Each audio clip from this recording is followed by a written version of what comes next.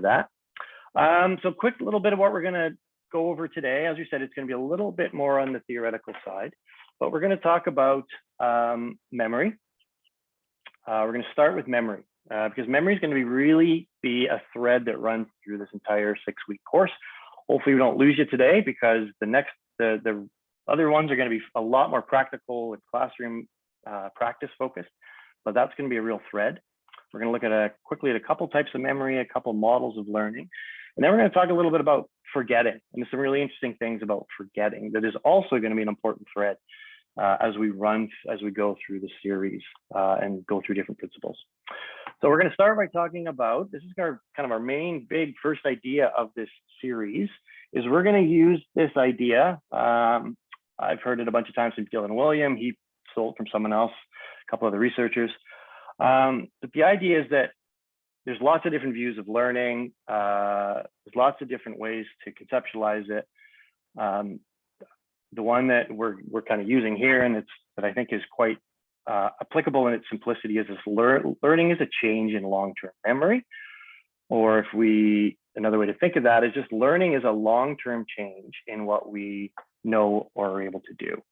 And so we say that we have learned something when once some time has passed, we were able to do that thing or know that thing, right? So we imagine kids moving through 13 years in our classrooms. We want to have a significant change over that time in what they know and what they're able to do. And it's going to be that long-term piece, which is going to be, again, another theme that's going to come back. That's going to be really important for us as we go through it. All right, so that's going to be our touch point for today. Why are we talking about memory? As Satin said earlier, memory is not necessarily something that is trendy or talked about a lot. I don't know that I've been to a lot of conferences or workshops in the last, I've been in BC now for 10 years. I don't know that I've really been to a lot of conferences that talk about memory. We talk about a lot of other things, but so why are we talking about memory? Well, from a cognitive science, neuroscience perspective, we want a pretty broad understanding of memory here. Memory is everything that has ever been experienced, that you have ever experienced, or that's represented in the neural networks in your brain, right? All your memories from your past, your sensations, your perceptions, your knowledge, your skills, your competencies, all the things that you're able to do are stored in there somewhere, right? And so that's the view of memory that we're talking about, all the stuff that is encoded in our brain. Paul Kirchner, who's an influential guy we've read lots of, saying that long-term memory is sort of the central dominant structure of cognition, thinking, processing, okay? And the last one, a great a website that we're going to come back to a bunch of times. Some of you who are pre-registered got a bunch of books. There's a book that we handed out called Understanding How We Learn, great book. They talk about, their definition is that we would argue that everything you do requires memory, right? Speaking, reading, recognizing faces that are on the screen, all these things, from our very simple ways we interact with the world to the deep higher order thinking that we want for kids, it all requires memory, okay? A couple of different types of memory. And again, not getting too deep into it, but and there are lots of other sort of models of memory that cognitive scientists will talk about. The one that we're going to use here is that basically a big split between implicit and explicit, sometimes called declarative and non-declarative. Implicit is non-declarative. It's the stuff you can't explain. So it's all the unconscious things that are going on. Sometimes it's wrapped up with your body systems, like breathing. Like you don't think about breathing. That's part of what's going on, but it's all the things you can't explain, like riding a bike. We can talk about some of the principles, but the actual physical experience of how to shift your balance and ride a bike is what we would call implicit, all right? And then we have another body of memories called explicit, which is the stuff that we can talk about, we can explain. And that, for our purposes, is split into two smaller categories, semantic and episodic. Okay, semantic is the stuff that is all of the facts, dates, numbers, words, concepts, the stuff that is sort of what we often consider knowledge. Okay, that's our semantic. The episodic is our experiences. That's our autobiographical memory. It's the things that we've experienced in our lives. And what's interesting, actually, well, I won't say that. There's some interesting stuff about that. One of the things to keep in mind about these two, which is super important, is that in a maybe an oversimplistic way, episodic is often tied to time and place. It's very contextual. Okay. And so my memories of a particular thing that I did, let's say when we're often asked to think back of really fond memories of school, for example, right? When you think back about memories of school, you will be thinking of episodic memories, maybe fond, maybe not. You maybe have some very sadly traumatic memories of school, but that's episodic. It's time. It's really tied to the context that it happened. Semantic, what's interesting is we don't usually remember the time and space that we learned those. They become taken away from the context in which we learned them. So what that often does, one of the things to be aware of, is we can often in education, I think, overemphasize episodic, because those are the memories we have about school. But all the knowledge that we built up that helps us read and think and learn and problem solve, we don't remember a lot of that. So we sometimes, I think, can devalue semantic because we don't have the contextual memories that go along with it. Okay, so that's kind of an interesting, I find that to be an interesting little piece there. Okay, so that's the little bit on background on memory. Now we want to talk about some models of memory. Again, I like this quote from Dylan Wiliam. I've heard him say it a few times. All models are wrong. Some are useful. So these couple of models we're going to talk about, they are not comprehensive. They are not the complete picture of how learning happens, but we think that they are useful and they're very the first one in particular is quite widely used in some of the research that Satnam and I have been looking at. So we're going to talk about this, what's called the Willingham Simple Model of Memory. It's from and just a reminder as well, all the slides, this is being recorded and all the slides are available as well. So in case people are whipping down notes. This is the Willingham Simple Model of Memory. Basically, our learning starts with perception, attention to a particular thing in the environment. At any given moment, we're bombarded with literally millions of pieces of information, sights, sounds, things that we could pay attention to. And we can only pay attention to a very few of them. And so the starting point is attention. And so if you think of a classroom, that has implications for kids. There's very few things that the kids can pay attention to. And we want to make sure in a future workshop, we're going to talk about that. How do we get kids to pay attention to the things that we want them to? So that's the starting point. What we pay attention to and what we're thinking about as we're conscious of right now is what's going on in your working memory, or your short-term memory, sometimes called. Okay, there are now decades of research on this. Working memory basically can hold 3 to 5 items, give or take, depending on different people's short-term memory abilities and things like your fatigue and your state that you're in and emotion, things like that. But basically 3 to 5, and it doesn't last very long. It's pretty fragile. Everyone's had experiences of trying to remember a phone number or someone's name who they just met, and that it's very fragile and it just disappears. Okay, so that's our working memory. That's going to be really important, because there's some limits around working memory that we need to be aware of in a future session. Learning, in that Dylan Wiliam quote, learning is the change in long-term memory. So it's getting the stuff we want into long-term memory, okay?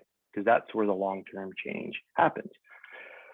So that's what the process, kind of this model of learning speaks to. And long-term memory, according to most cognitive scientists that I've been reading, is sort of limitless in size. There's no limit to the amount of information, knowledge, facts, skills, concepts that somebody can have in their long-term memory. There's also some who say that actually everything that ever goes in there never disappears. We just can't retrieve it. and there's others who think differently. But so some say it's limitless in time, but the general consensus is that it's limitless in size. Okay. And then our remembering, the act of remembering, is bringing something from long-term memory back into working memory. You know, as we are working on something, reading a book, whatever it happens to be, we're pulling information from our memory and we're using it to process whatever's going on at a given moment. And another kind of interesting little thing I threw in here, what we have in our long-term memory and our working memory actually shapes what we see and hear. Okay. And I like the idea, you could think of it as a listening to a piece of music. Somebody who has very little musical background will actually hear music differently than somebody who is an expert in music, right? All that stuff is in the song already, the piece of music, but it's the expertise that we've built up that allows us to hear the complexity of music in different ways.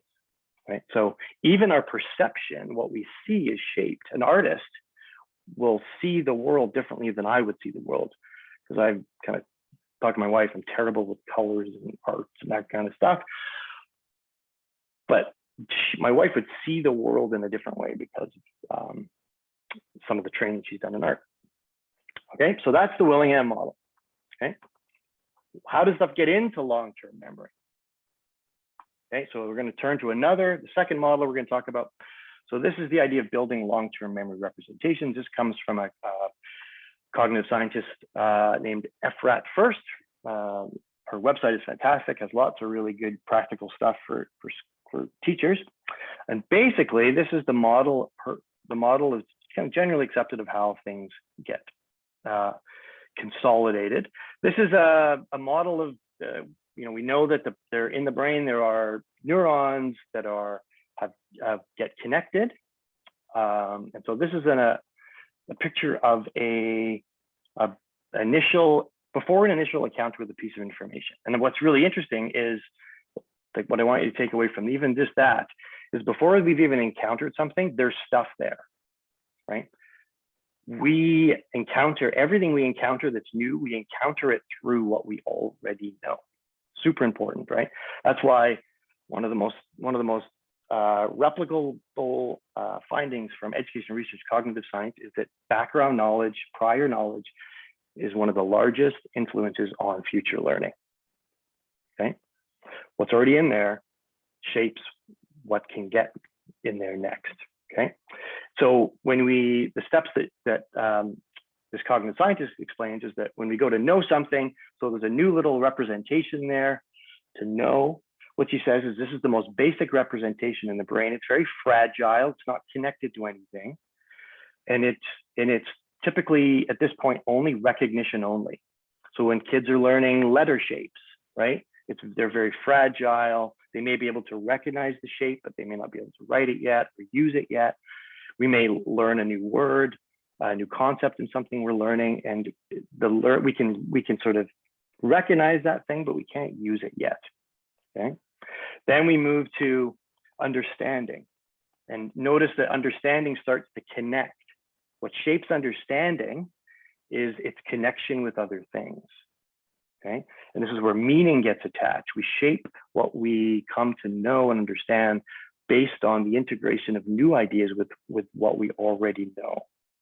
Okay, at this point, it's still quite demanding on the brain, still quite demanding on what we call the cognitive load that we're going to get to in a couple of weeks. And so it takes a lot of effort still to work with this. It's not fluent yet, but there's some meaning attached. And then we get to using, and you'll see that there's now starting to be a pathway. And the more an idea, a concept, a skill gets used, the more the pathways build over time, right? The phrase is that neurons that fire together wire together. The more we use something, the more we recall, the more we apply things in different ways, the more it gets cemented in our brains.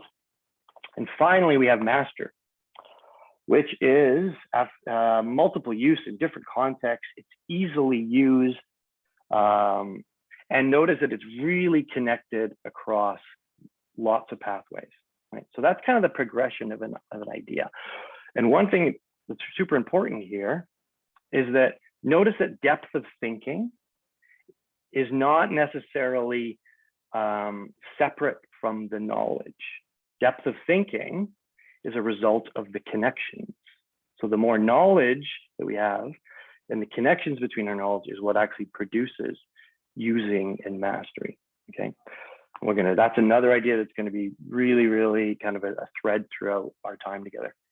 So this is the idea of consolidation, that new memories are consolidated, they're attached, they're connected, they get stronger. And this is the basis of neuroplasticity, which you may have heard of, which is our brain actually physically changes and can continue through our entire life. And that the brain can repair itself and take on different tasks even if parts of the brain are damaged. And so, fascinating what the brain is able to do. From a learning perspective, so if we go back to that last idea, the final square, that's what we would call a schema. Okay, a schema is sort of a well-developed concept. It may be a schema might be a word, right? Let's say you take a word like democracy. A word like democracy through our lifetimes gets richer and richer and richer as the schema around it grows and grows and grows. Okay.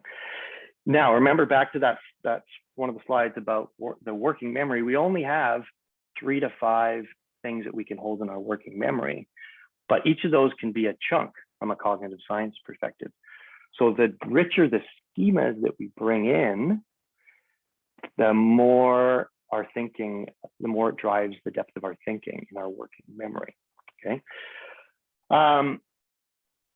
Well, yeah. So let me, a couple more slides and then I'll get you then I'll stop and give you a little bit of think time. One of the things that I think is really important here, and this guy, Daniel Willingham's an author that I've read a lot the last couple of years. I really like his stuff. We often come across this idea that rote learning is bad, right? Memorizing things is bad, and absolutely it is if we stop there. But what I like is he frames it early learning, kind of the first steps in that kind of process that we just saw, not as rote, but inflexible. And I find that a more useful definition. And what he says is inflexible knowledge is unavoidable. We have to go through that stage. New information enters long-term memory tied to the context in which it was learned. Remember, that was sort of the episodic, the early learning that we have about something is often tied to that. Over time, it gets more semantic. So it's a natural step on the way to the deeper knowledge we want students to have. And then I really like this. What turns the inflexible knowledge of a beginner into the flexible knowledge of an expert seems to be more knowledge, more examples, more connections, more processing, more practice. So I like that idea myself. It really resonates with me of rather than thinking of surface knowledge is bad, there is no bad knowledge. Knowledge is useful when it becomes connected and flexible and applied, right? And so for me, that's been a really helpful kind of way of thinking of it. Another way to think of it, back to Efrat first, she says this: yes, rote memorization is not what we're talking about.